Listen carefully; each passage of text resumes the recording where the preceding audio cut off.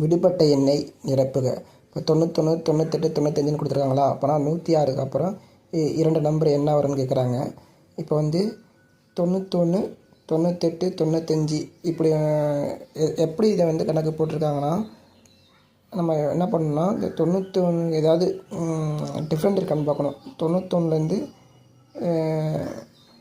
என்ன பண்ணியிருக்காங்க அப்படின்னு பார்க்கணும். 91 98 ஏறி இருக்கா, அடுத்து குறைஞ்சிருக்கு 95 குறைஞ்சிருக்கு, அப்புறம் 102ன்னு வருது. அப்போ இது வந்து ஒன்று ஏறுது, ஒன்று வந்து இறங்குது.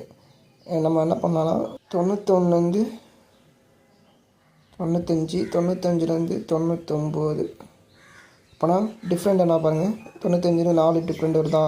அதுமாரி 95லேருந்து 99க்கு 4 டிஃப்ரெண்ட் வருதா? அப்படின்னா 99லேருந்து 4 கூட்டுங்க, 100, 103 வரும். அப்போனா இங்கே 103 வரும். அதுமாரி இங்கே 98 4 கூட்டுங்க, 98லேருந்து 4 கூட்டினா 102, 102லேருந்து 4 கூட்டினா 106. இப்போ 106லேருந்து 4 கூட்டினா 110. இப்போ ஆன்சர் வந்து சி.